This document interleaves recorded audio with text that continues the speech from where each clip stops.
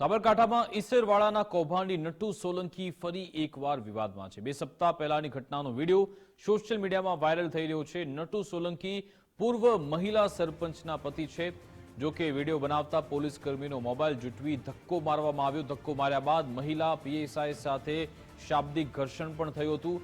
નટુ સોલંકીએ પોલીસ પર લાત મારવાના આક્ષેપ કર્યા। નટુ સોલંકી ઈસરવાળાના બોગસ દસ્તાવેજ કેસનો આરોપી છે। રોંગ સાઈડમાં આવતી કારને પીએસઆઈ રોકતા તે ગુસ્સે થયા હતા। નટુ સોલંકીએ પોલીસ કર્મી સાથે તૂતુ મેમે કરી હતી। નટુ સોલંકી અગાઉ પણ વિવાદમાં આવી ચૂક્યા છે। ગુજરાત ફર્સ્ટ આ વાયરલ વિડીયોની પુષ્ટિ નથી કરતું। આ અંગે જાણકારી આપશે અમારી સાથે ધર્મેશ વૈદ્ય ફોન લાઈન પર જોડાઈ ગયા છે। જી ધર્મેશ।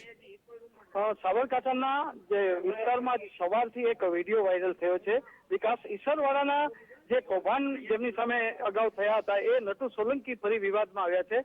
પૂર્વ મહિલા સરપંચના પતિ છે નટુ સોલંકી અને એક પોલીસ કર્મી સાથે એમને જે શાબ્દિક યુદ્ધ થાય છે અને એ પછી નટુ સોલંકીનો પણ આક્ષેપ છે કે પોલીસે પણ એમની સાથે સારો વર્તાવ નથી કર્યો, પરંતુ જે ઈસરવાળાના બોગસ દસ્તાવેજ કેસના એક આરોપી તરીકે નટુ સોલંકી અગાઉ પણ વિવાદમાં હતા। ત્યારે ફરીથી સાબરકાંઠામાં જે વાયરલ વિડીયો, જોકે આ વાયરલ વિડીયોની ગુજરાત પર પોસ્ટી નથી કરતી, પણ રોંગ સાઈડમાં આવતીકાલને જે મહિલા છે, મહિલા પીએસઆઈ રોકતા નટુ સોલંકી સાથે શાબ્દિક તૂતુ મેમે થઈ હતી અને નટુ સોલંકી અગાઉ પણ વિવાદમાં આવ્યા હતા અને અત્યારે પણ આ વાયરલ વિડીયો થતા નટુ સોલંકી ફરીથી ચર્ચામાં આવ્યા છે। જી બિલકુલ, આભાર તમામ જાણકારી આપવા બદલ।